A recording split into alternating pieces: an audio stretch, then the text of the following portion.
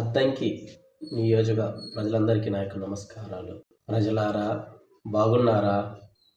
నేను మీ మందా శ్రీనివాసరావు, స్వతంత్ర అభ్యర్థి, అద్దంకి నియోజకవర్గం. ప్రజలారా, ఒకసారి మీకు సమయం ఉన్నప్పుడు పుస్తకాల్లో చదవడం కాకుండా వృద్ధాప్యంలో ఉన్నటువంటి వ్యక్తుల దగ్గరికి, వారి దగ్గరికి వెళ్ళి వారి యొక్క తల్లి తండ్రి ఈ యొక్క మన భారతదేశంలో ఏ విధంగా బ్రతికారో ఒకసారి తెలుసుకోమని విజ్ఞప్తి చేస్తున్నాను. ఎందుకనగా ఆ విధంగా మనం తెలుసుకున్నట్లయితే ఆ రోజు ప్రజలు ఏ విధంగా జీవించారు, మరి ఈరోజు కాలక్రమేణా మారుతూ వస్తుంది టెక్నాలజీ. ఈరోజు మనం ఏ విధంగా జీవిస్తున్నాం ఒకసారి గ్రహించారా? ఈ యొక్క టెక్నాలజీ పెరుగుతుంది అని మనం భావిస్తున్నామే, కానీ టెక్నాలజీ పెరుగుతున్న కొలది మనలో కోపాలు, ద్వేషాలు, ఒకరినొకరు చంపుకునే విధంగా, ఒకరి ప్రాణాన్ని మరొకరు తీసుకునే విధంగా, ఈ విధంగా మనం బ్రతుకుతున్నాం. దయతో ఒకసారి గ్రహించండి. ఈ యొక్క జీవితం 100 సంవత్సరాలని మనం అనుకుంటున్నాం. వాస్తవానికి 100 సంవత్సరాలు మనం ఎవ్వరం కూడా బ్రతకడం లేదు.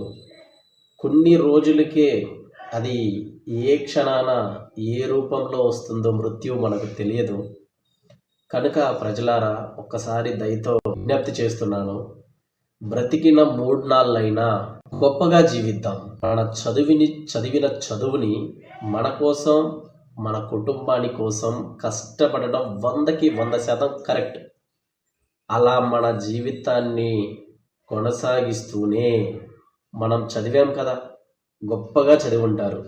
మీలో చాలామంది మేధావులు ఉంటారు, చాలామంది దేవుడిచ్చిన జ్ఞానాన్ని బట్టి వారు జీవిస్తున్నారు, గొప్పవారు ఉన్నారు. మనతో పాటు 10 మంది పేద ప్రజల జీవితాలు, వారిని చేయి పట్టి వారిని కూడా మనతో పాటు తీసుకొచ్చే విధంగా, పేద ప్రజలు చదువుకునే విధంగా, వారు ఆహారాన్ని భుజించే విధంగా, తద్వారా పేద ప్రజలకు మేలు చేద్దాం. మనందరం కలిసి పనిచేద్దాం. ప్రతి పేదవాడికి అండగా నిలబడదాం. మన ప్రాంతాలు, మన నియోజకవర్గాలు ప్రతి ఒక్కటి కూడా క్షుణ్ణంగా అధ్యయనం చేసి, పరిశీలన చేసి, టెక్నాలజీని ఉపయోగించుకుంటూ మనం అభివృద్ధి దిశగా ముందుకెళదాం. ఇట్లు మీ మందా శ్రీనివాసరావు, స్వతంత్ర అభ్యర్థి, అద్దంకి నియోజకవర్గం.